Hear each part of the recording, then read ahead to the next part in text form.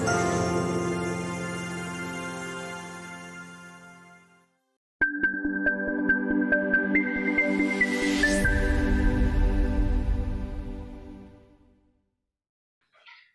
evening, Bhante and all Kalyana Metta Sukhi Hotu. I'm Aliana and welcome to Sutta Discussion Day 22 by Bhante Dr. Gangodawila Chandima.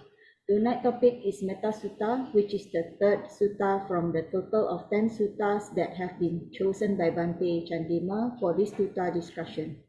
Whoever interested to join the Zoom class where we can engage directly with Bhante can contact us on Ti-Ratana Vihara Amapadana Klang Facebook Messenger. We are welcoming newcomers. However, this class also will be broadcast on Ti-Ratana Vihara Amapadana Klang Facebook page and YouTube channel. Please allow me to introduce about our speaker. Bhante Dr. Gangodawila Chandima currently is the Senior Advisor at Ti-Ratana Canada, a virtual Dharma organization that helps beginner as well as expert students in learning Dharma in a variety of ways.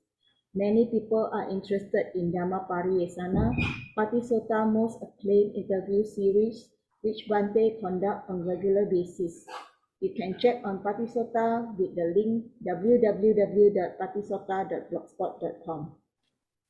Bhante Chandima earned a PhD in Buddhist Studies in 2015 from University of Sri Jayawardenepura in Sri Lanka.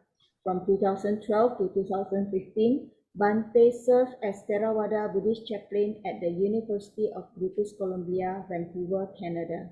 And in 2016, Bhante was a research fellow at the Center for Studies in Religion and Society of the University of Victoria, British Columbia, Canada. Without further ado, we welcome once again Bhante and thank you very much for the talk. Sadhu, sadhu, sadhu.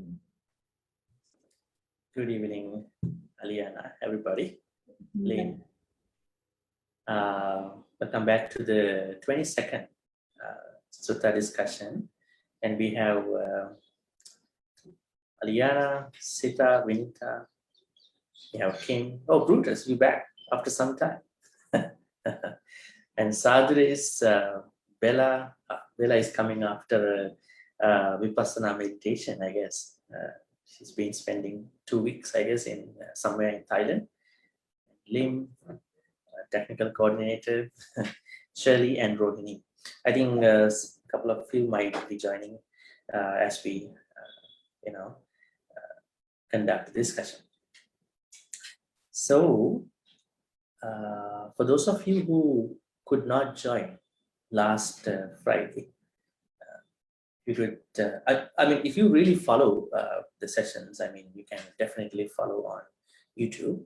And I want to give a special thanks to Aliana's son, who's, I guess, editing, uploading all the videos. Somebody who is, backstage. So I want to thank him too. Because while you joining at the same time, other folks, many more folks, they are watching after this session done across the globe. So I think it's a great help too. And also everybody from the temple, from the Ti-Ratana, many more folks, which I don't know, who are helping backstage. So I want to thank everybody. So before we start, we're going to pay homage to Buddha and then we will talk. Sadhu, sadhu, sadhu. Let's pay homage to Buddha. Namo tassa bhagavatu arahatu samma sambuddhassa. Namo tassa bhagavatu arahatu samma sambuddhassa. Namo tassa bhagavatu arahatu samma sambuddhassa. All right. So, just to, I guess, revise, probably I would say revisit on what we have been doing so far. For those of you who joined already, know that the Metta Sutta was our discussion, right? So the Metta Sutta, still we are in the Metta Sutta. After the background story, that was week before last week, we did a couple of stanzas. In those stanzas, we discuss the 15 skillful habits. Actually, only 14 skillful habits. Today, the verse, I guess, is it going to be verse number 4 for today? I think it should be verse number, verse number 3. Yeah, supposed to do verse number 3. So this, the first half of the stanza of verse number 3 concludes the 15th skillful habit. So that means we've been studying 15 skillful habits so far. So after this stanza, verse number 3, what is going to happen is that then you will learn how to practice metta in the proper way. That's pretty interesting. Now, the Buddha asks us to develop the prerequisites of practicing the loving kindness. That is how the Buddha talks about how to practice loving kindness. A lot of people don't understand. They wanted to think, okay, Metta Sutta is loving kindness. How do we do that? So these two aspects, 15 skillful habits, which we need to cultivate before we send loving kindness, and then how does the loving kindness practice go? I also want to probably show you what we've been doing in the name of 15 skillful habits. Probably let me type in under the chat box here, so you will see. So first we did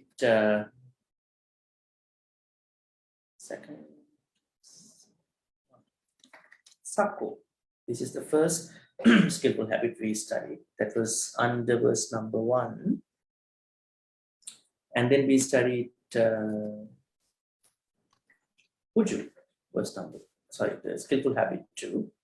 That is also in the verse number 1. And then studied number 3 as skillful habit 3, Suju. Verse number 4, skillful habit number 4 is, it should be Suacho, not Asa. Suacho.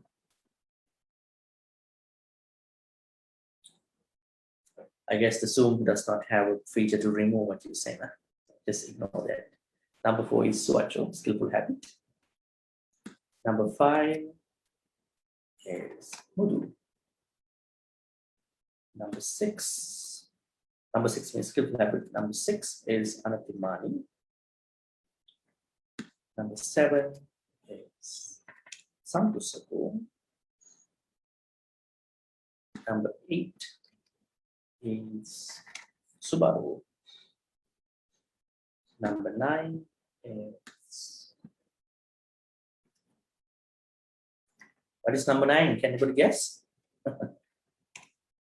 Appakicho.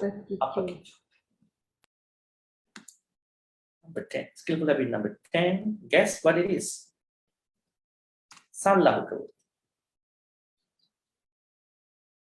Skillful habits number 11 is going to be Santindriyo. Skillful habit number 12 is going to be Nipako. Skillful habit number 13 is going to be Appagapu. Skillful habit number 14 is going to be Puleso Nagito. That's what we've been doing so far as of last week. Now today, last one. I'll give you last one too. Skillful habit number 15. It's, wait, we're gonna give you this way. Nachakudang samachari kinchi enamito padeto. Okay, so we have Pongichu here and see here. Okay, so anybody wants to know the meaning? Those of you who still struggle to understand the meaning, can we go over one by one? So, Sakko, what is Sakko? What is Sakko? Talented or skill. So that's the first skillful habit we everyone need to cultivate. Second, Uju. Morality. Morality. Is it truthfulness? Yeah, morally upright. I would say morally upright. That would be nice. Morally upright. Okay. Uju means morally upright. Number 3, Suju, honest. Suju means honest.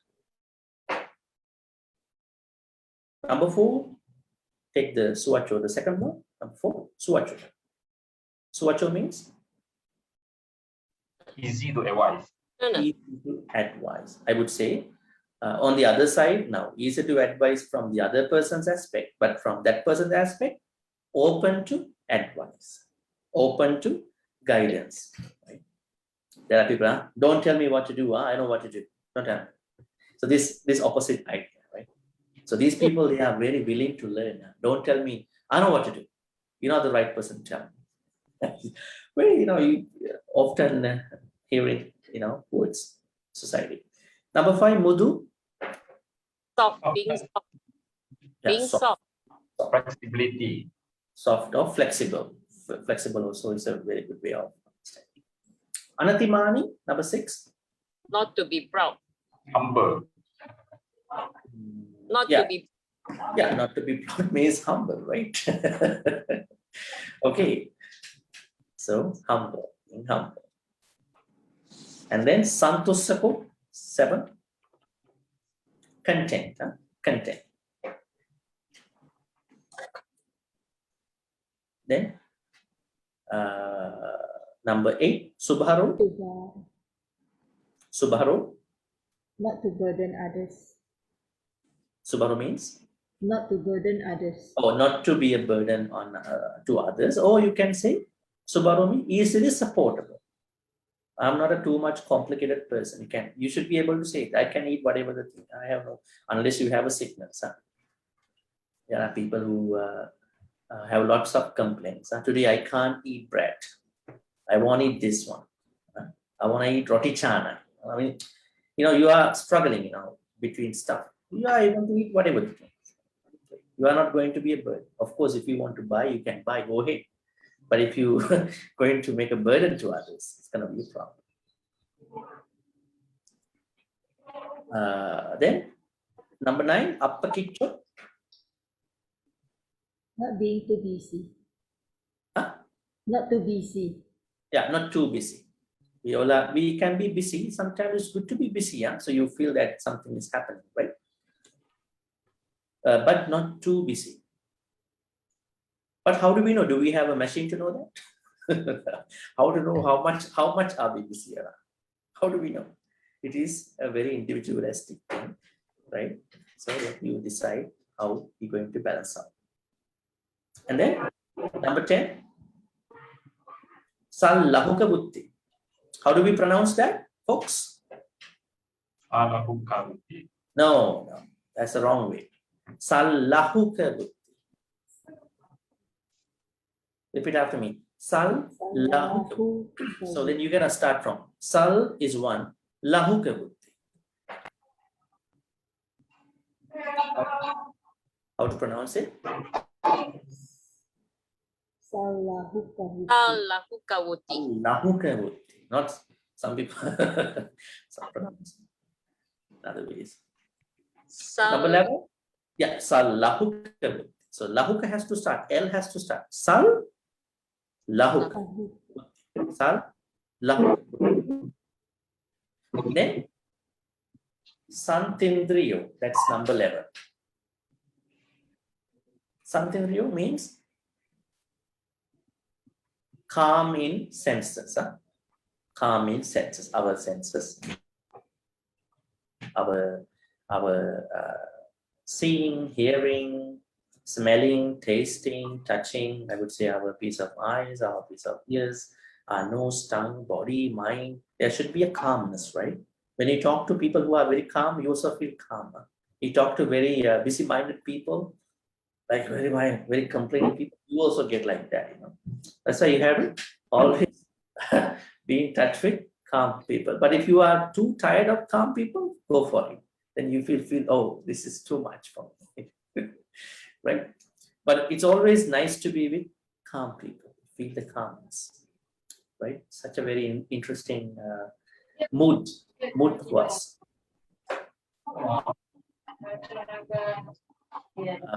Then Nipako, number 12, skillful habit number 12, Nipako. What Prudent, is Nipako? prudent, wise, Prudent, wise, wise, Is it clever? clever. Yeah, clever, wise. Yeah. I don't know, somebody sent a message. Is that Bruce? Yeah. Yeah, we can see you though. You can't, yeah. Yeah, we can't hear you, but you can hear us, right? Yeah, great. So Nipako means clever, a bit, what do you call, a bit more developed version of the cleverness is intelligent or wisdom, wise, right? Number 13, Appagabho. What is Appagabho? Non-judgmental. Non-judgmental. I would say unassuming, because we are naturally judging other people, which is not good all the time. Maybe we may naturally judge. Let's say you wake up in the morning, you're looking for the sun. Oh, sun has not present today. What has happened to the sun? We have a prejudgment, right? What about people? Probably you don't understand people well. You go to a restaurant, the person who's serving you may be having a bad time, but you think that you are not served well. So you might probably speak up at that point, but you never know what's going on. So we have to always keep our judgment to a minimum, right? For those folks who have a very good, happy married life, happy life with their children, happy life at work, happy life on the road, they are the folks who are less judgmental. For those folks who are too judgmental, they always become troublemakers, problem makers. Wherever they go, when they go to a temple, it's going to be a problem. I told you the candle should be there. The candle, the shrine. You are not you folks. Huh? Why it is there? It's a move a bit today. It can move a bit. Who cares, right? If you want to put it at the place you want, right? So we should not be judgmental, because people are different. We are with humans, right? So humans make changes, right? They may make mistakes too. It's okay, right? So that is Appagata. So try not to be judgmental. I think we cannot avoid judgmental nature, but we're gonna keep it very down, keep it to a minimum. So it's fine. Kulesu ananugitto, number 40. What it is? Not attached. Not attached too much to our families, right? I would say attachment happens, but not attached greedily. Attachment with greed, not attaching to our families with greed. When we attach to someone with greed, what we do more than loving that person is we are becoming a nuisance to that person, right? Physically, mentally. People like that. Huh? They are very greedy, people and the stuff. So finally, what happens is that they're going to be a nuisance to them. Probably, I would say, even in your family life, even in your other places, right? So don't be greedy, but you can be attached. It's okay, because you are lay folks, right? But if you really want to be serious on the path, then you can reduce the attachment. But the initial advice is lay folks, they are already attached, so it's okay. Nobody cares about it.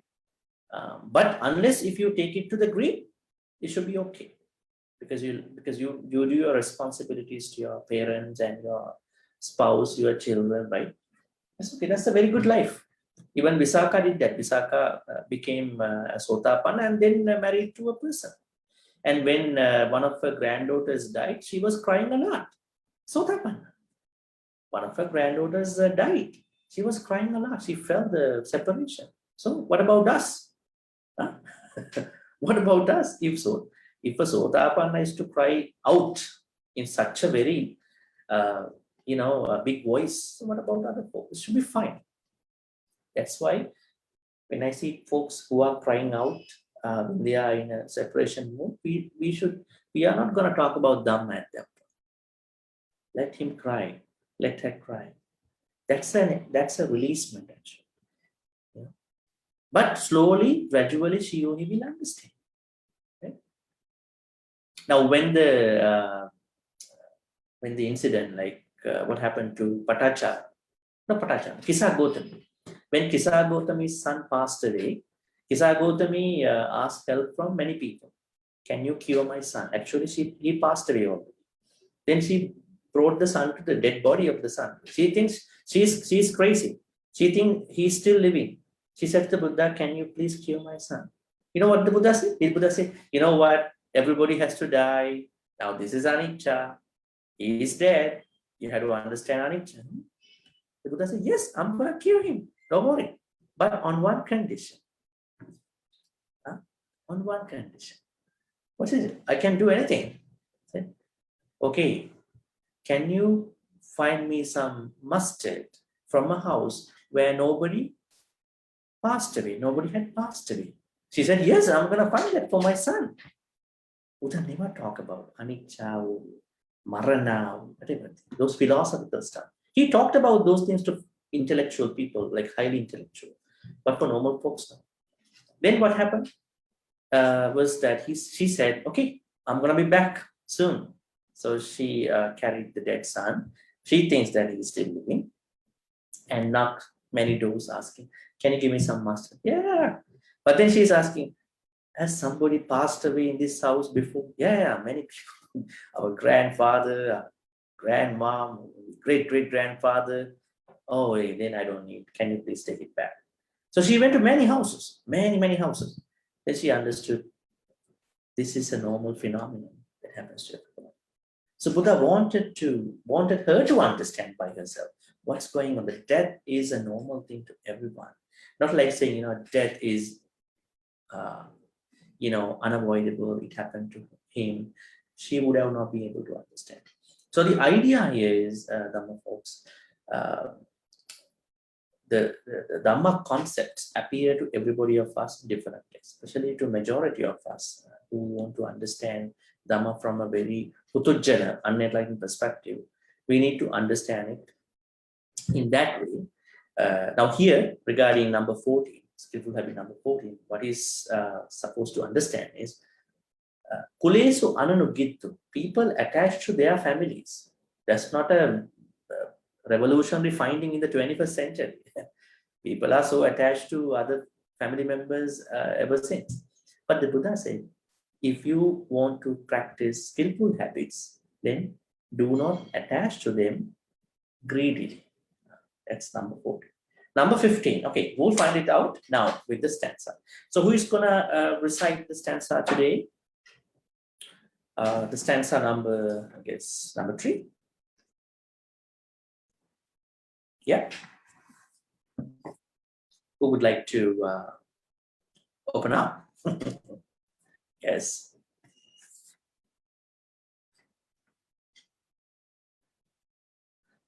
I think most of you already recited stanzas, I think including Rohini, right? Did you recite a stanza before, Rohini? Did you? I guess not. I guess I found the right person. Okay. Go ahead. If you could, I can't hear you though. If you can unmute your, yeah. This is verse number 3, right? Yeah, that's right.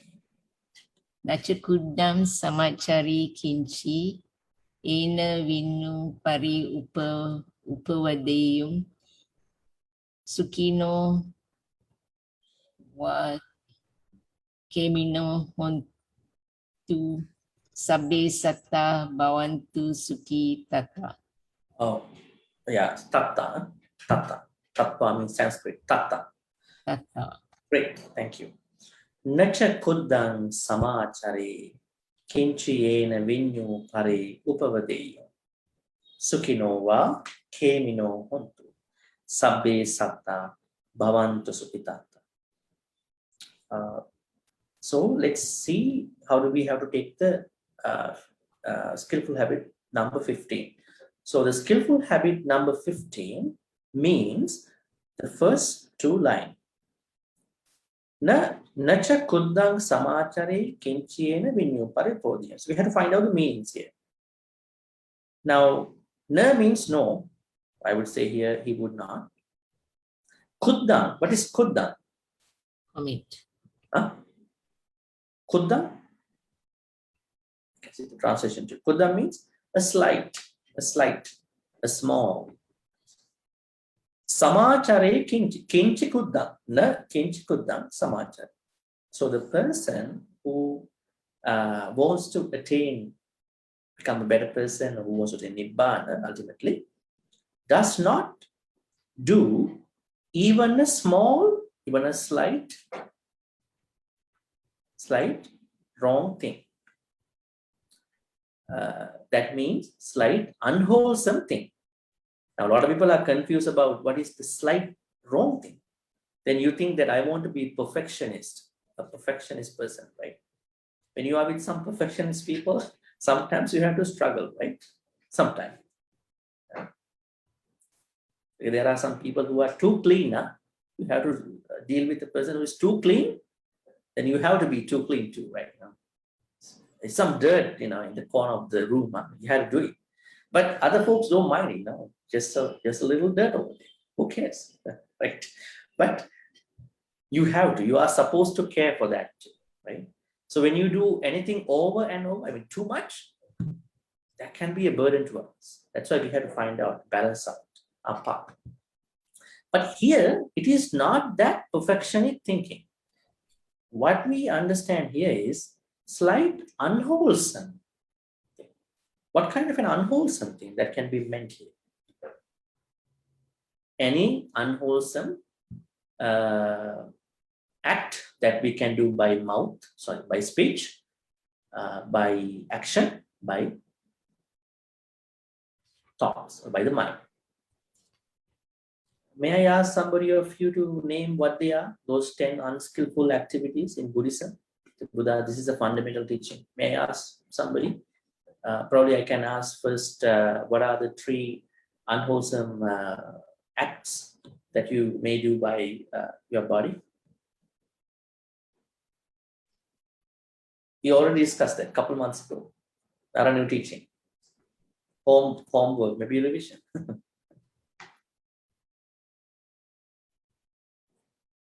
Oh, Shirley, yeah, you are there.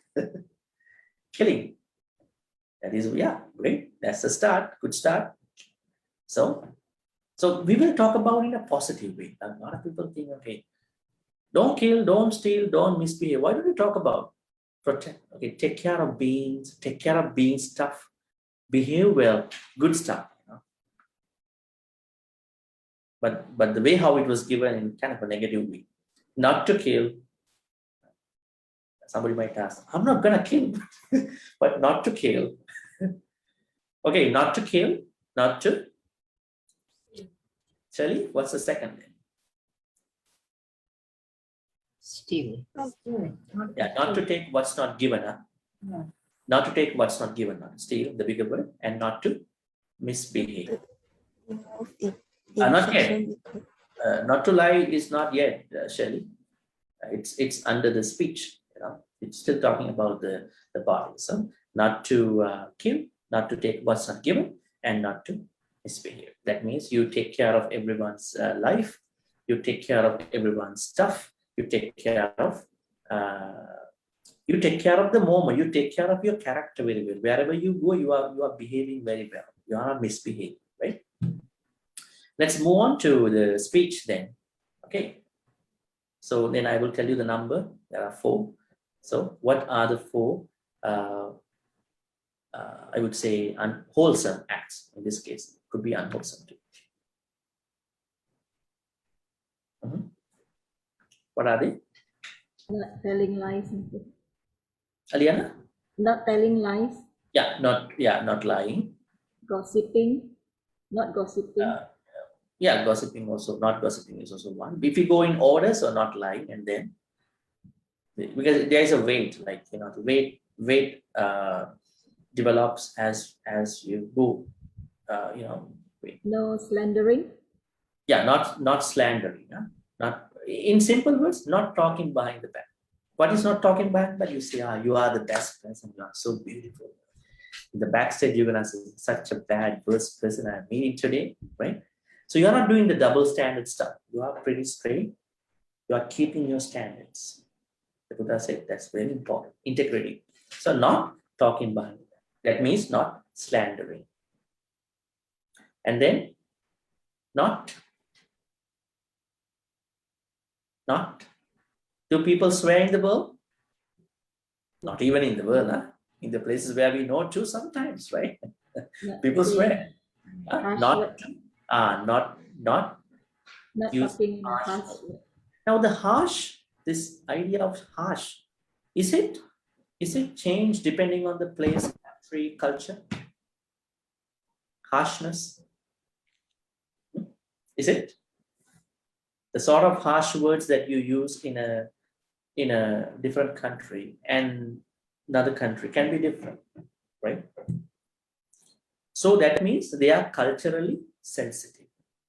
That means, let's say you go to another culture, you have to be very careful what words I'm going to use, because they might be hurting those folks, right? It can be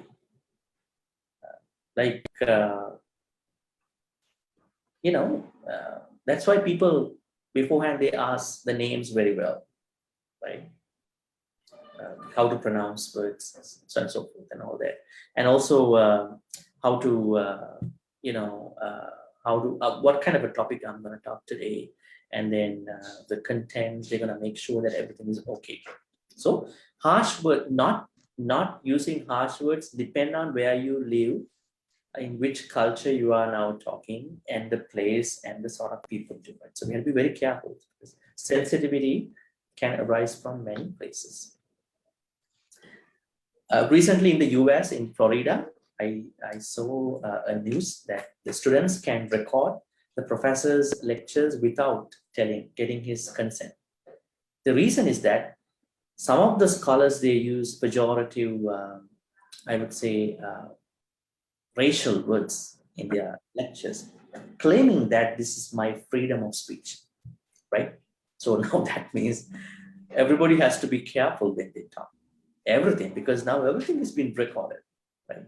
Because whatever you say is recorded forever, right? So we have to be very careful whenever we talk, because there is a record. And then the last one is what Aliana said, not gossiping. So not gossiping has two parts, not gossiping and not being an idle chatter. How do we know these two in our speech? Now, this is the minimum, I would say the bare minimum of the wrong speech, because even if you gossip, I don't think many people will care about you, but some people will care about you. Like for people who we know about gossiping is unwholesome, care, but other folks might not. So if you look at gossiping and lying, there's a big difference, right? When you lie, you mislead somebody, right? Like you're cheating on somebody, you lie. This didn't happen, I don't know, but you know. So you're misleading someone. When you're gossiping, you are not misleading, but you are wasting your time. So that has a different disadvantage, but I would say the effect is little kind of minimal, but it is also a wrong speech. So gossiping means you are, in a way, you are spreading rumors, right? And then idle chatting means you are simply wasting your time. What did the Buddha ask monks to do? Monastics to do when he comes over to places? So he normally asks, what did you talk before I came? Then one day Buddha said, Sanni patitanango bhikkave dvyankaraniya. For those folks monastics who have got together should do two things, one or the other. Dhammiva kata ariyova tonghipa. You should try as much as possible to engage in a Dhamma discussion, or if not, if there are no favorable situations, there are no people to talk, because not everyone can talk Dhamma, right? Even at that time. So if there are no good Dhamma speakers, so you can't do that, then you should maintain the noble silence. Now, there are folks even at your home, they don't talk to you. If there was an argument happened, they don't talk to you for hours. That is not noble silence, which the Buddha asked to do. That is that you are silent because you are so angry, probably. You want to defend what was said by the other person. But the noble silence is you maintain your speech because you want to take care of your speech. Okay? Noble silence and silence are two different things. Okay, so going to the mind. So now we talked about 3 wholesome acts for the body, 4 wholesome acts for the, I would say, activities for the speech, and now 3 are remaining. What are they? They are for the mind. Sita, you have something to say to us? Seeing you from that golden bridge in San Francisco. Huh? Good to see that. So what are your thoughts about the unwholesome activities that wholesome activities, acts somebody can do by the mind? Now we are supposed to have wholesome thoughts, right? All the time. That is in Buddhism. So what are the wholesome thoughts that we should have as much as we could? These are basics, okay? Not very complicated stuff. Very basic Dhamma things. So if you don't know these things, so we will be in a problem. We don't, have a proper knowledge of other stuff. Not to be greedy, Bhante. Greed. Yeah, we call it covetousness, extreme greed or excessive greed. The proper English word could be covetousness, right? That means not being covetous. Okay, not being covetous. That's the first wholesome thought. Now you look at some people's life, since morning till evening, what they are doing, they are creating greed on what they have and creating greed on what other people have or what they don't have.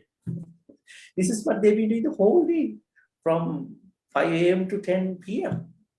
This is an unwholesome thought. Right?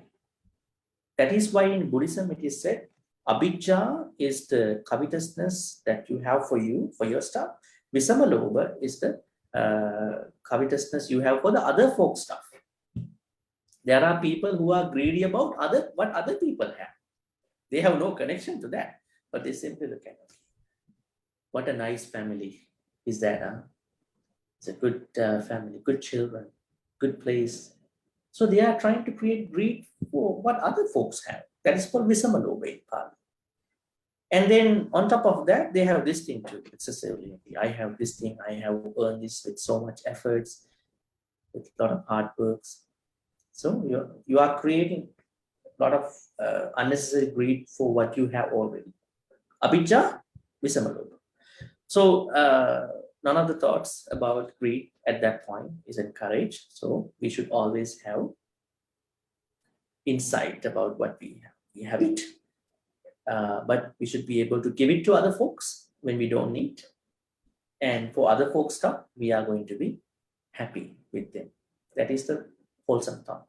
The second wholesome thought is abhijja, then vyapada. That means ill will, non-ill will. What is ill will? Thoughts to kill other people. So we should have thoughts to protect other people, take care of others. But what are the thoughts that are running around in many people's mind on a daily basis? When things happen not the way that they want to? What are the usual expressions when the people who are very close to each other have an argument. I hate you. I kill you. These thoughts come from the ill will.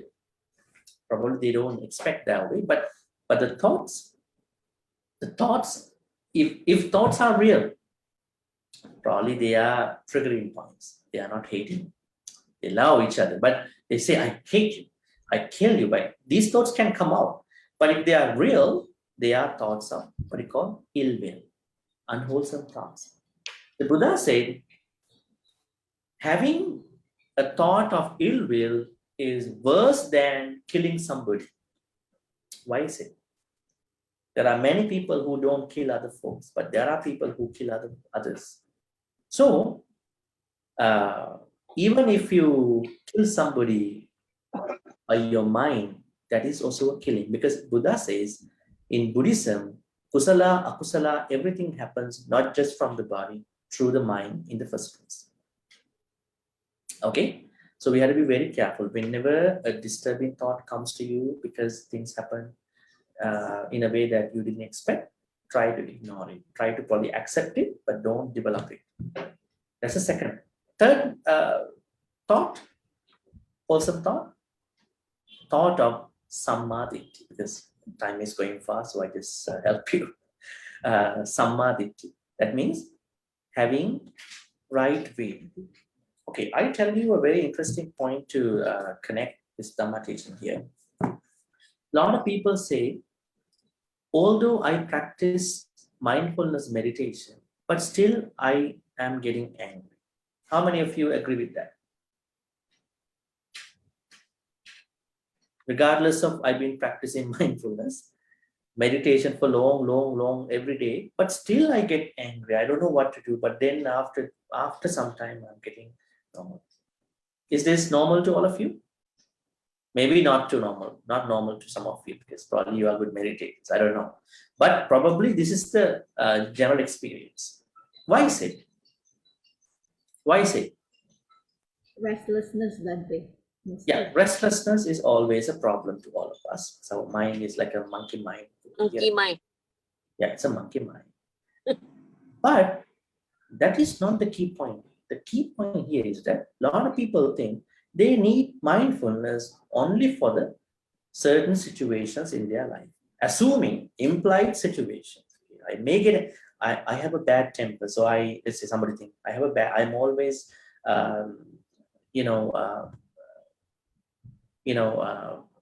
shouting at my wife or at my husband, and then my children, because I have a bad temper. So then I go to a temple, I practice meditation, I come back, I'm okay. Actually, it might be okay, it might not be okay. So the problem is, the Buddha said, if you want to practice sammasati, you should start from right way. If you have the sammaditi, then you will no longer be able to even practice or have hatred towards others. Now, what is sammaditi? Sammaditi means you understand how things happen. If you think about other folks, okay, my people maybe sometimes acting upon different things this way, that way. If you understand their nature well before things happen, so even they are not worried about it. That is the real meditation. Then you practice a daily meditation. But your perspective has to be changed in the first place. If your perspective is not changed in the first place, but you do a meditation, it might not work. So perspective has to be changed. You practice sammaditi and then practice your meditation. So then you will tolerate a lot. You will understand people a lot, because your perspective has reality attached to that. Okay. Now the reason why I managed to say that here is the last wholesome act is by the mind is sammaditi, practice right way perspective. Okay, see how far we gone here beyond the Metta Sutta here, the 15, the skillful habit. So someone who wants to practice skillful habits, particularly the last one, 15.1, is always concerned about even a slight unwholesome act out of the 10 acts that we just Now say. How does he or she understand that I may have done a wrong thing? What is the trigger point, indicator? Vinyu pare upavadeyam. Who is Vinyu? Vinyu. Who is Vinyu?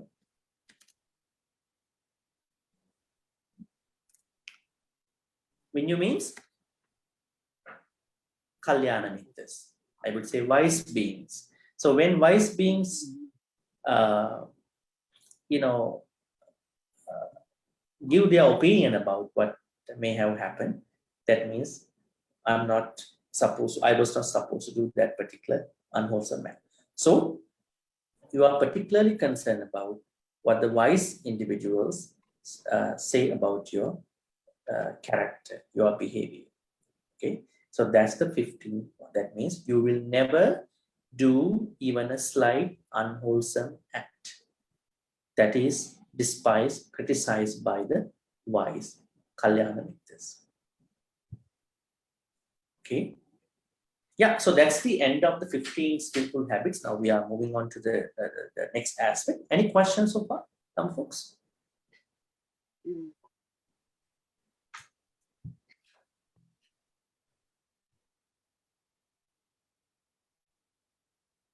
Not yet. Okay, we will move on then, and then finally we can have a discussion after. Okay, now as I mentioned earlier, we are going into the real practice of the metta.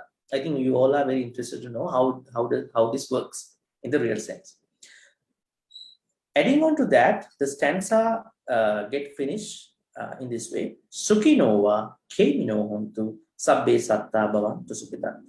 Sukhinova kemino. Sukhino means may you be happy. Kemino means may you be safe. Kemino means safe. Kema means safe. Sukha means happy. Sukhi hotua, say may you be well. Somebody can say now. Sukhi hotu. Kemino hotu. You could say, right? Kemi hotu, because may you be safe, may you be happy. Somebody might say, I am happy, but I am not safe. What do you mean? I am not safe. I'm happy, but not safe. That's why it is said, Sukhinova kemino hontu. May you be happy and safe, because safety is such a wonderful thing. You don't like to be in a war-torn country where is war happening, where there are a lot of criminals going around your house, right? That's a bad situation, right? Safety is very important. And finally, sabbe satta bhavantu sukhitatta. Sabbe satta, sabbe means all. Satta, beings. Sukhitatta. Sukhitatta means, again, happy. May all beings happy. Okay, that's number 3. Now we go into the number 4. I plan to finish number 4 and number 5, verse number 4 and 5, because then we can move on easily. Okay, number 4, verse number 4. Who is going to recite the stanza?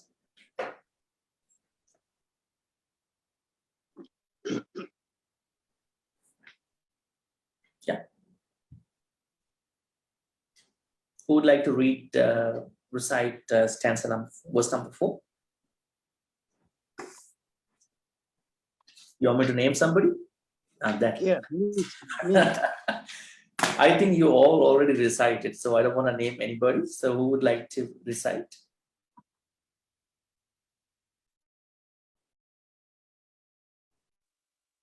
Bhante? Yeah, go ahead. Sorry. Yeah. Eke chipana bhutatte. Eke chipana bhutatte. Number 4, is it? Yeah, great. Eke chipana bhutatte tasawa tavarawa anavasesa digawa e mahantawa majjimaras kanukutula. See, he really chanted. Great. Yes. So it's not easy for somebody to recite and chant very well. You chanted too. Great. Probably this is the tone that you chant the sutta. Ye kechi pana bhutatti. I'm going to say slowly because you understand the words. Let us. Tasava tavarava. th, Thavarava, Anavasesa. Digha Vai Mahantava, Majjima, Rasakana Katutta. Specifications about different animals and beings. We're going to find out who they are. Now, the Buddha starts explaining something very interesting. Remember, there was a cobra came to the temple, Jetavanavrama, and one monk was bitten by the cobra. He passed away. And the other monks told the Buddha, you know what? This monk was practicing the loving kindness meditation, but he was bitten by a cobra who came to the temple. Yeah, he did. But the problem is, he did not practice loving kindness towards specific snakes. That means when you want to practice loving kindness, you should know who are you practicing loving kindness to. Not a lot of people do that. They just say, oh, may you all be free, well and happy. They don't know who are the beings out there. Because this particular monk did not practice the 4 types of snake groups. We call them, I would say, Virupakke me metta, mettang irapate, chabhyaputte me metta, mettang kanha gota, Virupakka, kanha gota, chabhyaputta, irapate. So one snake group includes the pythons, one snake group includes the cobra, one snake group includes the viper, and one snake group includes somebody else. I can't remember, but now you're getting scared why I have to know all these snakes. The reason is that because if you want to have a good connection to animals, so you understand their context. There is this animal who can, stay somewhere here, right? So you are radiating metta to the specific animal. That's the idea, but I hope that none of us living in a snake song, right? Could be. So that's why he passed it. And on the other hand, there was a story, pretty interesting story, funny story too. There was a snake came to the temple where the Buddha was staying. So other monks caught the snake, put the snake inside a pot, and then told all the other monks, there was a snake today came to the temple, we put him into the pot. So after the lunch, we're gonna bring the pot to the forest nearby and release him. Out of these monks, there was a monk who was really frustrated about this practice. He can meditate, he's so troubled. So, and then he's not happy about being a monk. So he thought, okay, when other monks eating, I'm gonna go to the kitchen. And then he went to the kitchen, he put his hand inside the pot. And he felt the snake, but he didn't do anything to him. He thought, what's going on here? And then he found out his mouth and then opening, put his fingers inside the mouth. The snake didn't do anything. Then he told other monks, I was gonna commit suicide, but this snake didn't do anything. Then the Buddha, or somebody else, I guess, other monk said, no, this snake is your mother in a past life. He won't bite you. Interesting, huh? Very interesting. He won't bite you, but if another monk gonna put the hand, definitely gonna bite. So the karma comes like that. The snake is your mom in a previous life. So they become different animals. They don't harm you because they know the familial connection that you had before. So the idea here is that we have to particularly understand the beings. So that is why the Buddha even here starts the generic loving kindness practice in that way. Now we have to find out how he explained the nature of the animals. And we have to find out how the animals were given here to. Ye kechi pana bhutatti. Whatever the beings there are. Now here there is a difference between pana and bhuta. That's also very interesting to understand. Now here, pana means, I would say, the living beings, especially the Panchabokara beings. Now this is a new Pali word for you. This is given in the Abhidhamma. I want to actually write it for you. Panchabokara. Okay. These are the beings that are meant by the Pana here. Okay.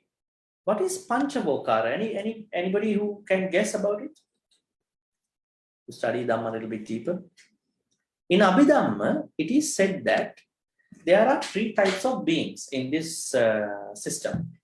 There are Panchavokara beings, there are Ekavokara beings, there are Chatuvokara beings. Let's find out who they are. Who are the Panchavokara? Pancha means 5, Chatu means 4, Eka means 1. Let me type in for you. Panchavokara, and then Chatuvokara and Ekavokara are the Bhutas. They are the Bhutas. So Pana Bhutati. So Panchavokara means those beings who have Panchakanda, 5 aggregates. Rupa, Vedana, Sanya, Sankara, Vinyana. They are called Panchavokara beings. Who are they? Human beings. Human being. Devas. Devas. Animals also, right? There are many beings like that. Then, who are the Chatuvokara beings? Those beings who only have 4 aggregates, 4 kanda. Who are they? Huh? Are there any beings who have only 4 kanda? Is it the first time you hear that?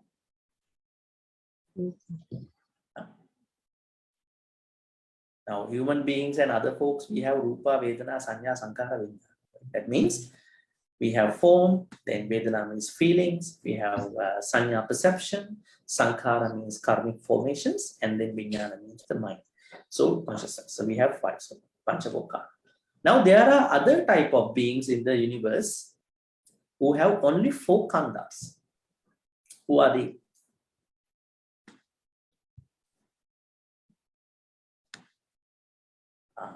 Arupavachara beings. Okay? Arupavachara beings don't have a rupa. Then they only have Vedana, Sanya, Sankara, Vinyana. Who are the Arupavachara beings? Arupavachara is a kind of Brahmas who living even higher than the Devas, higher than even the normal Brahmins. They only have 4 aggregates. So we call them Chatuvokara beings. Now here, Panchavokara beings are, so the Pana, here the Metta Sutta, here we say, Eketi Pana Bhutati. Pana means, in the commentary it says, Pana means beings who have 5 aggregates. Bhuta means beings who have Chatuvokara or Ekavokara. Now Chatuvokara means Arupavachara beings. Then who is Ekavokara being? There are certain type of beings who only have 1 khanda, 1 aggregate. Is it possible? Have you ever heard in Buddhism that there is a particular realm where there are beings who have only 1 khanda, 1 aggregate? It could be Rupa, Vedana, Sanya, Sankara, Vinyana. Who are they?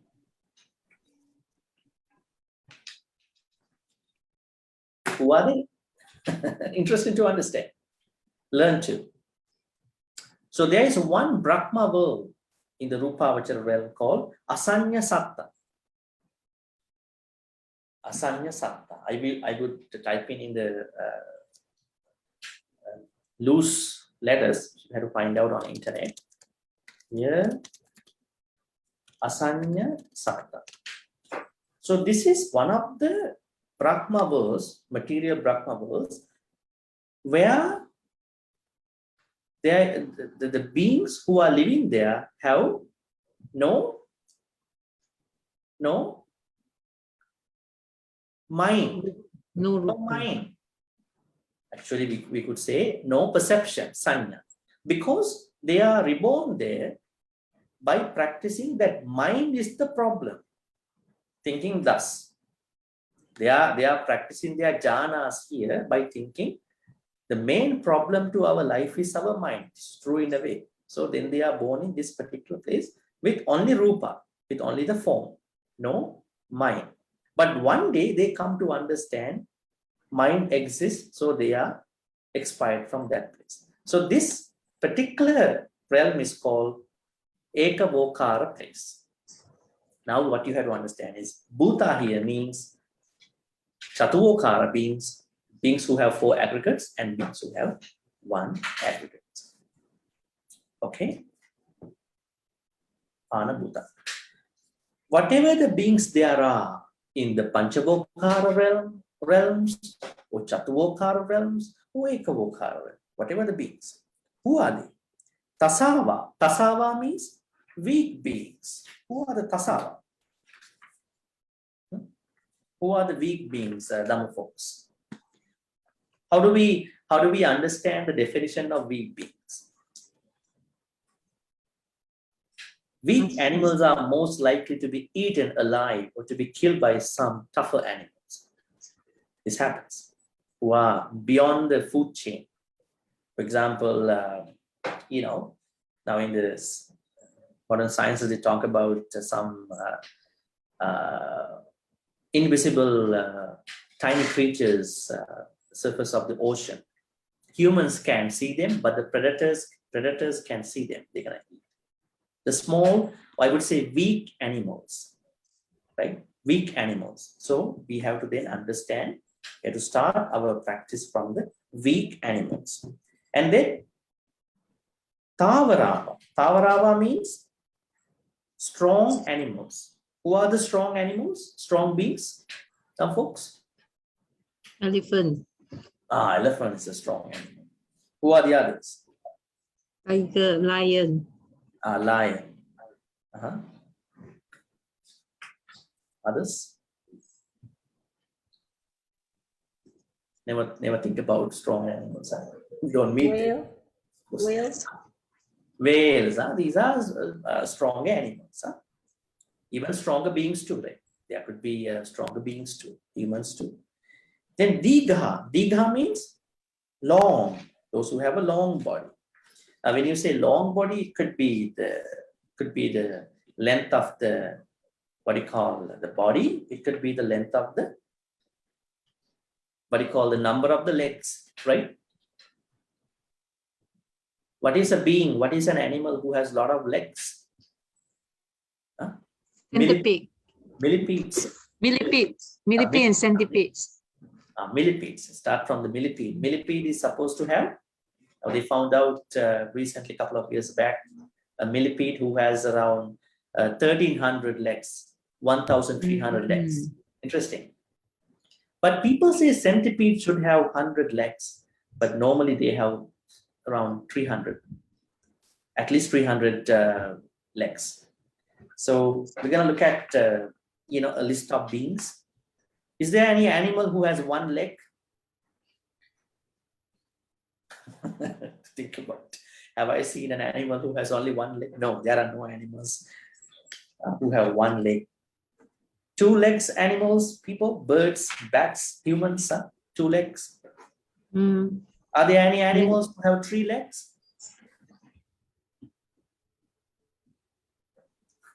No. Any animals have 4 legs? Yeah, majority. Mammals, tetrapods, right? Are there any animals who have 5 legs? Yeah, in the ocean, or brittle stars. Yeah, very tiny creatures. Are there any animals who have 6 legs? Yeah, insects. Any animals who have 7? Yeah, some oceanic animals. 8 legs? Are there any animals who have Spiders. Octopus, arachnids, spiders, mites, ticks, who should have 8 legs? Any animals who have 9 legs? Not visible. 10 legs? Yeah. What are the animals who have 10 legs? You know who they are. Crustacean animals are crabs, lobsters, shrimps. People know it very much, right? These are the animals who have 10 legs. So that means now when you understand animals by the length, probably by the length of the legs, number of the legs, so they all are included in that specification. So Digha means long, could be long, but in terms of the body, long in terms of the legs. Mahanta. Mahanta means large. Big. Now the Attakatha says Mahanta means Mahantatta bhava jale macha kachapadi. The commentary says it could be fish, it could be turtles, or on ground it could be elephants, snakes. Also among the humans, there could be non-humans too. I would say the titans, asuras, right? Mahanta means, in short, large animals. Sometimes there are large animals, but they are not strong animals. But there are strong animals, but they are not large animals. Is it true? It is true, right? It depends on the strength. Digha means long. Then Mahantava means large. Majjima means medium size. Who are the medium size folks? Animals like Assa, Gona, Mahimsa, Sukara, horses, buffaloes, cows, pigs, right? All that. Majjima animals, medium size animals. Even the humans, right?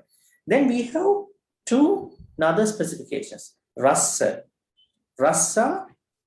then Anukatula. Who are the rasas? Rasa means short beings. Do we have short beings? How tall are you? A question that is not sometimes pleasant to many people, right? So you're thinking about short people, probably the short animals, right? And then if you think about the short ones and then you think about the tall ones too, right? Short and tall. And Anuka means Mansa Chakkusa Agochara Dipa Chakku Visaya Udakadi Sudipata. This is not visible to our naked eye. It is only visible by the divine eye. That means the Buddha or such kind of an enlightened person can see these animals. Majjima means medium-sized body animals beings. Rasa means short animals or beings. Anuka means very small, subtle animals or beings. Tula means, I would say, Tula, thick. People don't call fat. It's kind of pejorative word nowadays. Thick beings, very thick beings. There are such beings too. So we're going to practice loving kindness to all the beings that we just said, right? Now, if you really understand these specifications from today onwards, can you name somebody who is short, thick, whatever? Because people call you are short, you are tall, you are thick, large, big, all that, right? So we're gonna actually keep it down to our vocabulary. But when you're thinking, we're gonna look at everybody's life, because there are reasons behind everybody's life for being so. So now we start our practice by looking at weak beings, strong beings, long or short beings, large beings, medium beings, small beings, subtle beings, and thick beings. Interesting? So that is how we're gonna start the practice. Now the interesting thing here is, as you practice this way, do you think that you cover everybody around you and beyond you in your life circle? Do they all fall into these specifications? Yes. That is how you're gonna think about this huge metta, loving kindness. But in none of the places, do not pick on anybody, right? Do not pick on anybody, because these beings are naturally so and so. So we're gonna appreciate their lives, their shapes. At the same time, we practice loving kindness. Any questions about this stanza before we jump on to the next one? Verse number 5.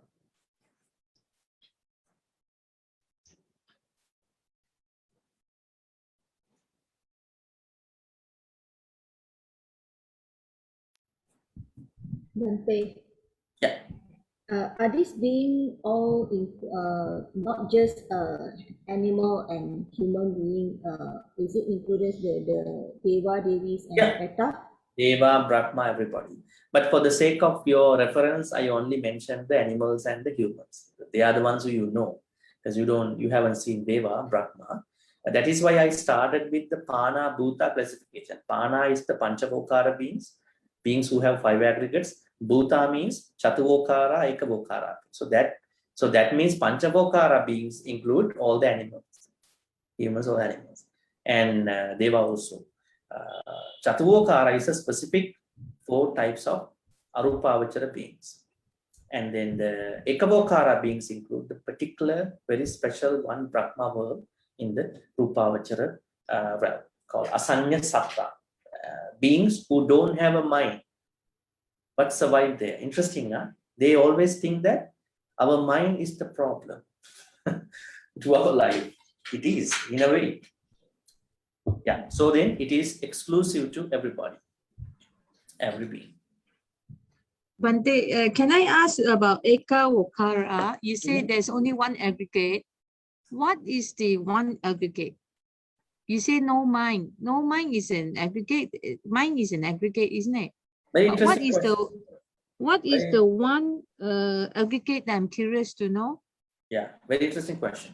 Now, Panchavokara beings have 5 aggregates, all the aggregates. Yes. Chatuvokara beings have Oh, 4 aggregates yes. because they No don't rupa. they don't have the Rupa Kanda, the first Okay. aggregate. And the Ekavokara beings only have 1 aggregate because they are in a material Brahma world, they only have Rupa Kanda. Rupa. Oh, they They have the form. Kanda. Vedana, Sanya, Sankara, Vijnana, these 4 khandas are attached to the mind. So they Okay. are not applicable to them. When Okay. you look at Nama Rupa, Rupa is 1 khanda, Nama has 4 khanda. We for the sake of comfort, we say easiness, Nama Rupa. But some people can understand. Then what is Nama, what is Rupa? Nama is Vedana, Sanya, Sankara, Vijnana, all 4 aggregates. And Rupa is 1 aggregate. Okay. So Ekavokara, they have 1. That is the Rupa rupa. khanda. Okay.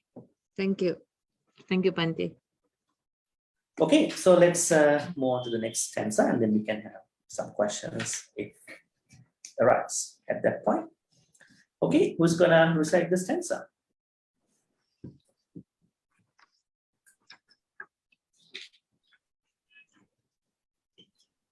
Bella, you wanted to try today, coming after some time?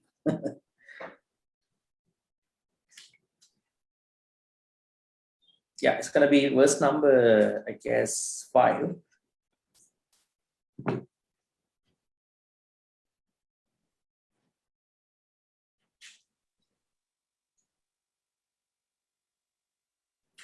Number 5. Ditta. Okay. Tittha va yeva atittha yeja dule. We help you. Ditta va eva aditta. Actually, the Nalanda script has a small error here. It should be Okay. aditta. Atittha yeja dure vasanti avit dure bhuta va samba vesi va sabbe satta bhavantu sukhi tatta. Thank you. Dittha va eva adittha. Now the one D is missing here. Add that D. Adittha ye cha dure vasanti avidure bhutava sambhavesiva sabbe satta bhavantu subhitata. Now folks, now here we have to make a small change. Now in the previous stanza we took Pana and Bhuta differently. But here Bhuta includes both Pana and Bhuta. Yes, In terms of the clarification, Buddha wanted to separate out Pana Buddha. But they all are living beings. So here, all the Panchabokara, Ekabokara, Chatuvokara beings have been given under the big umbrella of Bhuta. Okay. See? Bhuta va sambhavi siva sabbe satta sutta. The meaning. Now, in the previous stanza, verse number 4, we saw the idea, the aspect of practicing metta depending on the nature of the bodies, length, largeness, tallness, shortness, thickness, thinness, and all that. But here, we are asked to practice loving kindness the second level in a way how we see, how we don't see, and all that. Dittha means any being that is to be seen. How do we understand this? Now, the Arahants and Buddhas can see many beings. How many beings can we see? So it depends on the person, right? Now, it is said if you want to see the Deva, you should attain the second jhana. Dutiya jhana. Otherwise, you won't see the Deva. It is not the problem of the Deva, it is the problem of our development of the mind. Something like that. So, Dittha means those beings who are to be seen. Aditta, those beings who are not to be seen. It mostly applicable to unenlightened folks like us, because we don't see a lot of beings sometimes. Yecha dure, vasanti avidure. Vasanti means live. Dure means far. Avidure means near. Yeah. Far and wide, near and far. Any beings who are living near to us, any beings who are far to us. So now we're going to practice metta towards beings who are to be seen, who are not to be seen, who are far to us, who are near to us. Not even that. Particularly, it differentiates two main umbrellas. Bhuta sambhave siva. Bhuta means all of us. Panchabokara, Chatuvokara, Ekabokara, all beings who are living now. Sambhave siva. Who are sambhave siva? Sambhavesi. Who are Yet to be sambhavesi? born. Huh? Yet to be born. Who are they? Where are they living now? Are they living in In the womb, the mother's womb. mother's womb? No, body. Mother's womb. Mother's womb already born already. In Dhamma, he or she is already born in the mother's womb, conceived already. Who is Sambhave Siva? Someone who is going to be conceived in the mother's womb, still not come to the mother's womb. Gandhabba. That means Gandhabba, not yet found a place to be born. Now, Dhamma folks, in Buddhism, if a baby is conceived in mom's womb and found out the womb to be pregnant, he's already born. You talk about he's not come out of the mother's womb. That's a different medical problem. Medically, we see that he has not come out because of the growth issue inside, right? But in Buddhism, once a being is conceived, it's born, right? So this means somebody passed away, but not yet gone to any mother's womb. This state of, we call this kind of a person Gandhabba. Gandhabba. In medical science, we call zygote. Have you heard this term? Zygote. Zygote is such a very genius guy, very genius. He finds the right womb. Sometimes the zygote enters into a mother's womb and come back. In Abhidhamma, it says that is a miscarriage. A woman has to experience the miscarriage. The zygote enters, but then zygote feels, I should get out of this womb for the person. And sometimes in Abhidhamma, it says a zygote enters a mother's womb, and then what happened? He leaves, at the same time, another zygote enters. Twin. No, it's not a twin. This situation is alluded to a transsexual birth. called transsexual birth in the modern, modern norms. That means because of the first zygote, he has a different sexual body, but because of the development of the second zygote, he or she has a different nature. So probably a woman in the body of a man in the body of a woman, something like that. So it can happen. Very interesting. That's why Abhidhamma teachings are really interesting to understand how things work. You don't see in the normal Sutta teachings. So here, interesting thing is Sambhavisi means a being who has not entered a mother's womb, but still existing between the death and a birth. And Bhante, I'm curious to know what is the transition time or waiting? There is no such time, because in Tibetan Buddhism, they talk about a state called Bardo. In Vajrayana Buddhism, called Bardo. Bardo means they say that every being who pass away must spend an intermediate state, but we don't accept in Theravada. In Theravada, it says once you died, you are reborn somewhere. Yes. For the most case, but for some exclusive cases, if you become a ghost, you ran out of good karma, you going to disturb your your relatives, right?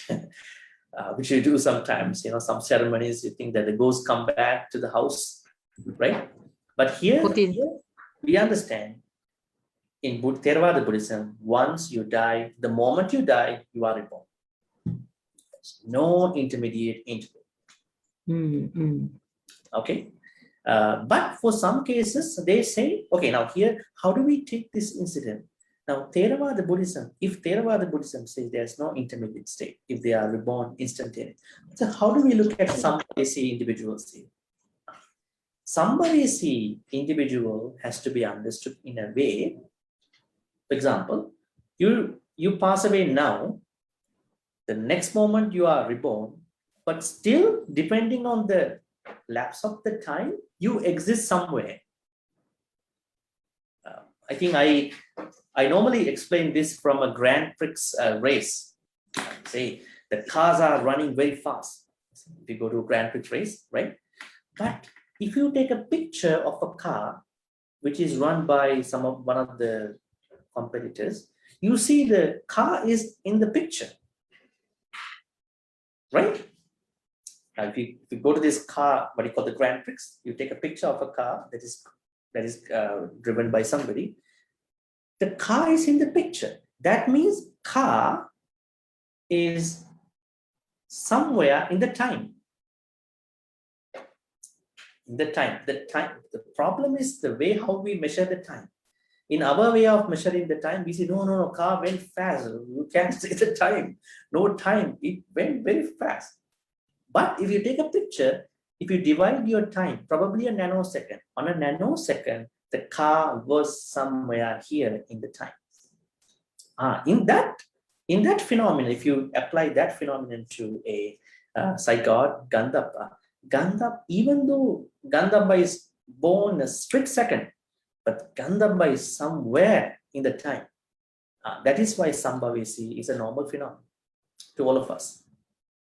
But some people might say, okay, somebody who passed away in the name of us, troubling us, our house. He is not a Gandhabba in this case. Now he or she is reborn as a ghost already, but in a painful stage, right? You can't call him a Gandhabba. Gandhabba means the moment that you are spending for the next life. Now, ghost means you become a ghost already. It's not a Gandhabba. So there are no Gandhabbas who are spending over time. Gandhabba is a term that is used to everybody who passes away in between the next birth and this birth. And we believe there's no particular interval time. But if you look at the time more seriously, you see that there is a small, minor time, a slight time where somebody can exist. But it's not like Bardo in Tibetan Buddhism. Okay. Interesting, huh? All apply to us too. One day we die. So Bhuta means all living beings. Sambhavisi means beings who are going to be born, reborn, but already dead. So may all beings who passed away and who are looking for a birth, who are to be seen, who are not to be seen, who are living near to us, far to us, be well, Bhavantu Sukhata, be well and happy. That's the translation. So any questions, number folks? Yes, Bhante, I think Zita posed a question in the Okay, chat. let me see that. Okay, Bhante, our culture here, we trust that if somebody who died, they are still in this world, not yet reborn, for 49 days long. If Bhante says that they are already reborn, at that moment, she died, then how about the body and the soul? We don't believe soul, Sita, in Buddhism. Soul means a permanent entity. We don't believe that. That's a death rejection. How about the body and the soul that we see there? Is it just body and the soul is already somewhere? But probably you might mean soul to be the mind, right? The mind that is appearing after life. Okay.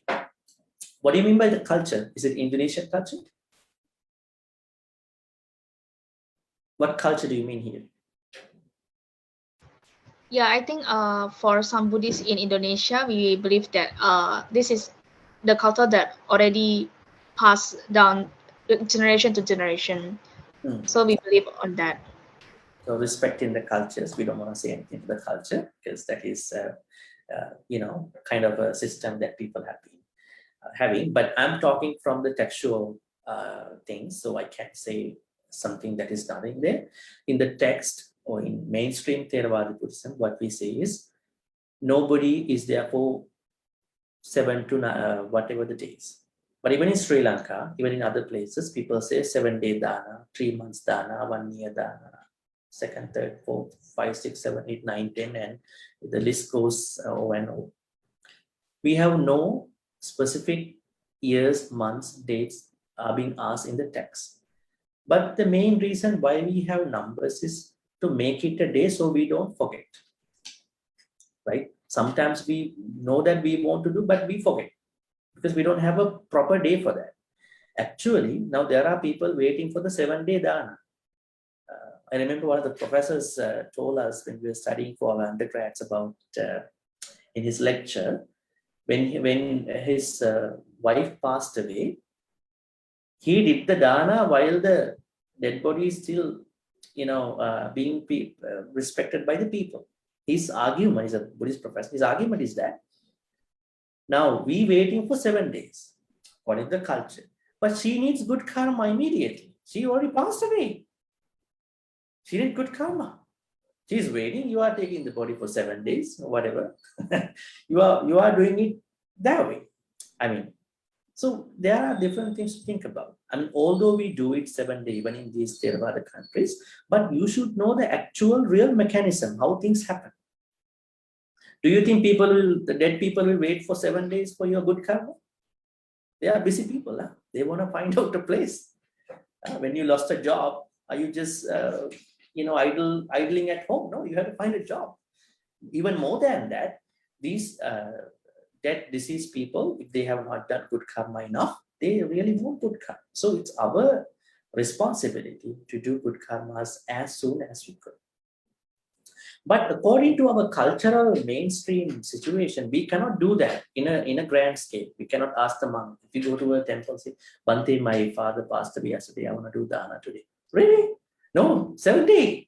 Wait for 7 days. So so we have to respect that. That is how the temple situations do. But inside of us, at least you light a candle to your father or mother. You do it by yourself. May my mom or dad be reborn in a better place. You do it by yourself because you don't want to disturb somebody's culture, right? So in Buddhism, there are no particular days that the deceased people are waiting for. If you are waiting them for such long time, they're going to bother you sometimes. This is what we see in the Ti-Ratana Sutta. In Tirupata Sutta, Sutra Nikaya, it is said that if you keep your deceased people waiting for you, they're going to be hungry, thirsty, they're going to give you a very hard time, big time. Expect that. That's not a good thing, right? That's why we say hungry ghost, not a ghost, hungry ghost. They need something from you, right? So in Buddhism, we don't have a particular day system, but according to culture, we do it. Please go ahead with that. But what is really happening is that you need to give merits as soon as you could in a way that you could. And the next question attached to that is, if they are reborn at that moment, this is what I said just now, how about the body and the soul that we see there? Okay, Sita, here is what happens. When you die, Jesus die, the moment we die, that means the moment we are reborn. Okay, the moment we die, that is the moment we are reborn. That means every being who dies is reborn, right? Every being who is reborn is die. These are relative. So, you might relate soul to the mind. Okay, we don't have a soul. Soul is a Christian term here. Now, in Buddhism, we say we don't have a soul. We don't have a mind that is going without being changed. The last thought that we have, we call it Chuti Chitta. It is contingent upon many other conditions. So that karma, what you call Bhavanga Chitta, is contingent upon the last moment and your other karmas. Depending upon that, it is going with you. It is going ahead, not with you, because you can't say it's you. So that is how it works. You leave the body here. That body is not important even to anything. How many bodies have we left already in our samsara, Dhamma folks? How many folks? How many bodies have we done? Remember, the Buddha showed one particular mountain. The Buddha showed one particular mountain in Samyutta Nikaya.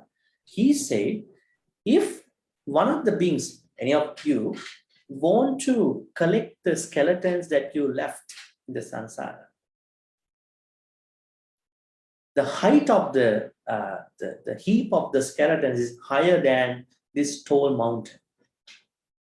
Oh, nice, huh? The way we call it, what's the sutta?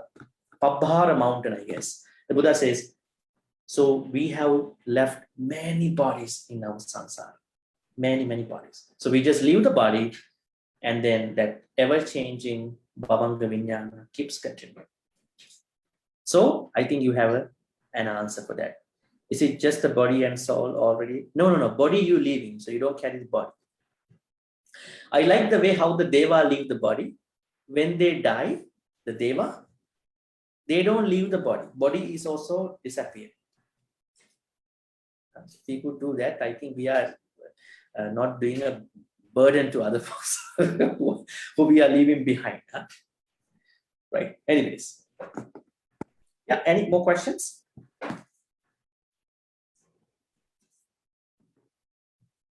Sita, did you get the answer? Yes, Bhante. Thank you, Bhante.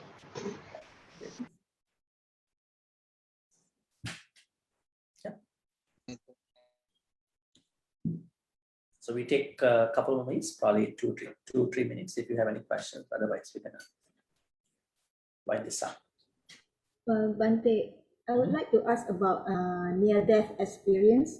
I've watched some documentaries that it's not this. They say it's the soul, it's the leave the body, and then somehow they come back. Is it considered as it's not Gandaba, right, Bhante? Is it considered as Gandaba? No. Is it considered what? Gandaba. Gandaba. Interesting. I don't think so, because Gandhabba form rises when you really die. Now this is a near death experience. Almost gonna die, but not die. Right? Okay, let me tell you something. In some research, what I see is that the people who had a near-death experience always say, oh my goodness, that was a very ecstatic state of mind. I want to go back to that one stage again.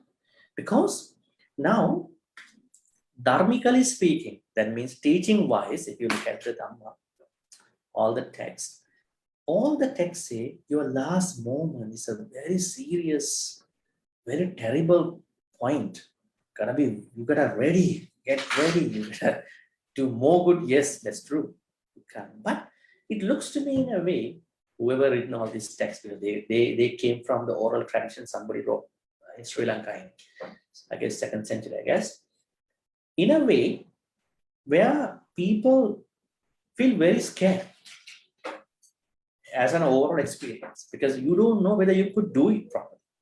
Because you can talk Dhamma now, on and on, but when you know that you're gonna die, like with all these complicated, I don't say complicated, with all these teachings, probably it is very likely you will be scared. If you're scared, you have hatred, and then you will have lobha. So with that near-death experiences that many people make when they went to a coma or whatever, it is said that the moment, now do we remember the moment when we were born? Anybody can say? Do you remember? To my understanding, with this kind of research, what they say is they really like that moment, especially the natural death. But don't try. Be careful. I'm saying I have some. What do you call? What's the proper way of saying that? What do people say for that? Caution advice. When you really die, this moment, the natural moment of getting change, your body into your mind into another, changing another body, should not be considered this terrible. This is what these near-death experiences people say. But some people might say that I was very scared because probably that he was very indoctrinated. So it is not a Gandhabha, it's not yet died properly. Also, it tells us that that moment is a very comfortable state of mind, unless you have done bad karma a lot. But I think a lot of teachings that we study, that we know, give us a thought that this is a very terrible moment. I don't know whether I'm going to be a cat, dog, ghost. So I think that insecurity kind of thinking has given us such a very I would say, uncomfortable feeling, because we can say that, no, I'm going to do more good karma. But the moment we die, if we know we're going to die, we might be scared, because with bunch of teachings, we think that I could have done this way. But the last moment, you won't have a lot of control over it, actually, because you are weak by body and mind.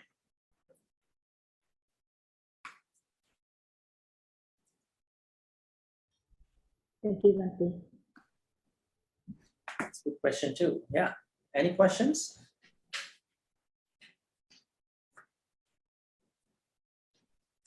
Some people even ask us, Bhante, what do we do when we're going to die? And I asked them, do you know when you're going to die? What should I chant when I'm going to die? I said, do you know when you're going to die? Okay, don't think that way. Just be a good person. Whenever you die, you will die very well. Never know when you're going to die. Right? There's no need for specific preparation for the death. Be a good person, have good thoughts. Okay? Doesn't matter when you're going to die. You are guaranteed.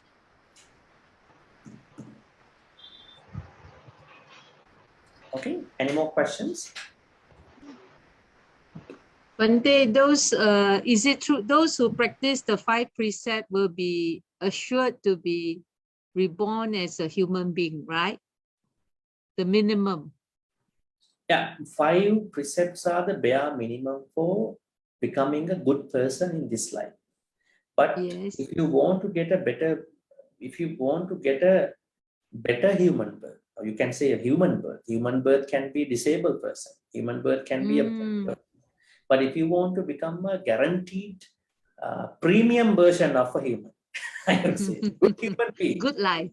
premium version of the human being, you should practice 10 kusala in addition to 5 precepts. 5 precepts. 5 precepts are basically making you a bare minimum human. You don't know what other specifications you would have. So in Abhidhamma, it says there are 2 types of human birth. One human birth involves blind people, disabled people, deaf people, because the good karma they did to become a human are not very powerful. And there are then the other kind of human beings, the sort of good karma they have done to become good humans are very rooted on dana, metta, and vijja. That means the knowledge. Panya, sorry, wisdom. So if you do any good karma based on the dana, metta, and then wisdom, it's a very powerful karma you create. But there are people who do even dana based on the greed, hatred sometimes, and then avidya too. It can happen. I'm not saying any of you. Some people might do because they might still have some greed. So then they're still getting benefits, but not a full-fledged premium version of that human. Is your question having other parts too, Hema? Thank you. Yeah, it's interesting. Yeah, it's just it's not so difficult if one to observe the 5 precepts, right? Minimum, and to be back to be the human. From there, we clear all our defilement to be able to go through slowly to walk the path to the enlightenment, the 4 stages, right? Yeah, it depends. But if you ask me a general idea, I always encourage people that 5 precepts are not Buddhist. Not me. 5 precepts were even there for the Buddha. But 5 precepts are universally accepted good precepts. It's a good training ground. Whether you are a Buddhist or a Hindu or whoever, 5 precepts are always appreciated. But how can you become a Buddhist, a follower of the Buddha? Only by following the 10 kusala. So nowadays the problem is there are good human beings now, but they are not real followers of the Buddha. Because they don't think about the 10 kusala. That's why we always say kusala, 10 kusala. Okay, I think I got 2 questions. I'm going to get to them if you have. Thank you. Yeah, that's good. Thank you. Bhante, how if someone has the feeling that they are going to pass away soon and feel very scared? This happens because of this, the background, which I told you. There's the teachings, cultural understanding, books, sometimes some talks also. They are always creating an irrational fear about the death. You don't know we're gonna be reborn. My piece of idea is, if death is so terrible, how did we get a human life? That means we already know the process. How did we become humans already? Right? So that means you're already on the path. You don't need to be scared of any thing. Anyways, you see, as there are many people who are very scared. How do we help them to keep alive, keep calm, if they really are going to die? What should we do to help him or her to the next report? Okay. Well, the help is little sometimes because of depending on the time, depending on the age also. I think you are talking about a senior who's gonna die by a natural death. We don't know what kind of understanding that this particular elderly person may have. Normally, they are very scared of these baggages that have put on their mind, culturally, religiously, and all that. Sometimes the help is very little, but still we can have a discussion with them. Death is common to everybody. I'm also gonna die. You're gonna die before me, but I'm gonna die after you, right? So we can make the death phenomenon as a very common thing, and then to ask that person, can you think about your good karma, good things, good acts you've been doing? If you believe the text too much, see, the text say that if you do a lot of good karma, you have a guaranteed good. So we can go in multiple ways, multiple approaches. Second question. If they are already reborn right after they die, it should be, Sita, that's a Dhamma explanation. It is not my own personal one, Dhammically. For the living person like us, is it useful for us to still do the chanting, prayer, and share the merits for it? Okay, why do we transfer good karmas to the dead people? Why do we do that? There are fundamentally two reasons. One reason is it is our responsibility, because if you are a son or a daughter, you must do that according to the Buddha's advice in the Singalovada Sutta. Number folks, the next sutta is going to be Singalovada Sutta, okay, after Metta Sutta. The Singalovada Sutta, it says that every child has a responsibility to give karma, transfer merits, pouring water and all that to their parents. So that is one main reason. Second reason is that is the only thing we can do for the departed people. We can do any other thing. We don't believe resurrection. We don't believe the dead person resurrecting like in other religion, right? You have another question. Question by question. Okay, let's see. They are all helpful, Sita. My friend just passed away, really, just 9th August because of a car accident, but before she died. How old was she, Sita?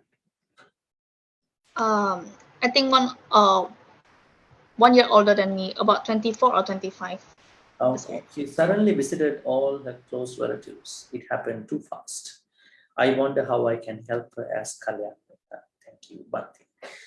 Yeah, so you can give good karmas to her anytime. Say even after, like we do the transference, so then you can think about may her next life, the life that she already have, be comfortable for her to understand. Sometimes there are very good people we have in this life, but they meet very bad accidents, very, very bad disasters, not because they are bad people. Some of the past karmas overtake them. That's the thing.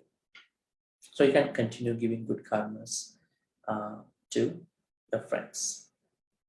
Okay, any questions? Sad to hear that too. Any questions? Otherwise, we're going to do the transfer. Thanks. Bhante, I asked one question because normally when we pass on, the karma is the one that we own it, we carry with it for in our journey. Okay, I just wonder, we really do transfer merits to the parents and all that. It just wonder to me, how does it help them when one word is that, is their karma, and our merits that we share with them should lighten up their karma. So I want to know how is it related to really help them. But I'm doing that all the time, but I'm curious to know. Yeah, great. There is a sutta in the Anguttara Nikaya 10th section where a Brahmin approached the Buddha, Janusoni. So the Janusoni asked the Buddha a very good, same question as you asked just now. He asked the Buddha, Bhante, now we are transferring good karmas to the dead people, our relatives who passed away in our name, like how we do every day. I wonder whether our relatives take the merits that we give to them. The Buddha said, wow, nobody has asked this question. Everybody comes to me and offer dana, they go back. They never ask me whether good karmas go to them or not. The Buddha said, a very good question. Here's the answer. If you ask me if the good karmas are received by them at the moment where you're going to give good karmas, let's say you pour water and all that, it depends on two things. It depends on whether they are in a place to receive the good karma, whether they are not in a place to receive the good karma. Interesting, huh? Now Buddha talks about the places where the good karmas are not instantly transferred to them. Don't be worried about it, okay? You have to understand the truth. If your departed person who passed away is reborn, already reborn as a human being, he or she would not get these good karmas at this moment. Why? Somebody becomes a human again because he or she has done a very good karma. So one, non-transferring place. That's the first non-transferring place. Second, if your departed person is already reborn as a deva, same thing applies. That means deva doesn't need good karma. Now, another questions might come up. Why do we give good karmas to deva? I'll explain that. They don't need good karmas now, right now. You ask me right now. This is a non-transfer, I would say non-transferring place at this point. Third place is a bad place. If your relative is already born as an animal, a cat, dog, elephant, they won't be able to get it. They're going to suffer till they die.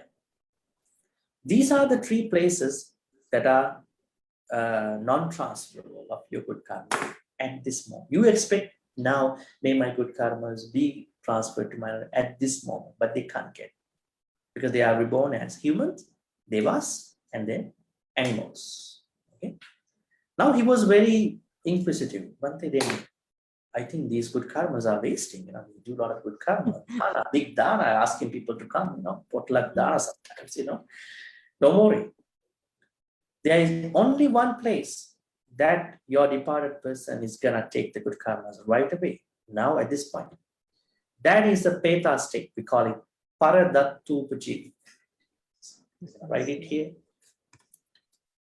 Paradattu Jivi. TV Peta world. Okay. If your relative who passed away a couple of days ago, today or whatever, is reborn in this particular Peta world, then only he or she can get right now, real time. Okay, real time. Looks like a transit place. Nobody is gonna stay longer in the transit. Then the Brahmin was very upset about the thing. Bhante, I don't think, I think there's a very unlikely a chance that our relative is going to be reborn in this particular place, right? Then what is happening to our good karma? These good karmas will be katatta karmas. That means, katatta karmas means they are going to be stored in their life. That means, when the Manusa person died one day, if he needs good karmas, he can use up. He can make use of those good karmas. If the Deva is likely to be reborn in a hell, these karmas will help them. If the animals going to have a death, then these karmas will help them. That is how it works. Now we just think about, if we became already humans, we are already humans, how many, that means we should have had a very good life in our last life, somewhere in this universe. How many people might be giving good karmas to us? How many people? Not all these good karmas come to us. I mean, Yes. Frankly speaking. But these good karmas will help us, right? Definitely they will help us. Sometimes there are occasions where you think you almost going to get hit by a car accident. Maybe a very big event gonna happen, but you think you had a narrow escape from that. How did it happen? You feel like probably my forefathers, somebody's helping me. I don't know. Somebody's helping me. So good karmas can come differently. Yeah. The Buddha said, good karmas are not transferable depending on the place, but they are transferable depending on the place too. But the answer? Thank you, Bhante. It's very informative and very helpful. Okay, may I know, just now you say Anguttara section 10, right? And what is the book of 3 or 4? Section 10, but I can't tell you the exact sutta Okay. now. I think okay. I'm gonna find it out. Yeah, then you can inform in our group. Yeah, I'm gonna. Thank you, Bhante. Yeah. That will do, Bhante. Through Ariana, Very good. so, yeah. Thank you. Thank you, Okay. Bhante. Right? Yes. I think there Thank are you. questions at the moment. So we're going to be doing then verse number, I guess, 6 and 7 next Friday. Or next Friday, I will be in Thailand for the conference. I hope that I'm going to do. In case if there is something that I will be asked to Changes. update you, but hopefully I'm going to do. Okay. Thank you. Okay, so after Metta Sutta, as I said to you, we're going to be doing Singalavada Sutta. I think this Singalavada Sutta will get us many weeks because it has everything embedded for us. So, but it's very interesting Sutta. Okay, Good. let's give good karmas now. May all the good karmas that we've been collecting in many ways be transferred to all the departed relatives, which we just now discussed. May all the departed relatives who passed away in the name of all of us, including Sita's dear friend who passed away a week ago, I guess. May all of them be well and happy. May they be able to receive all these good karmas.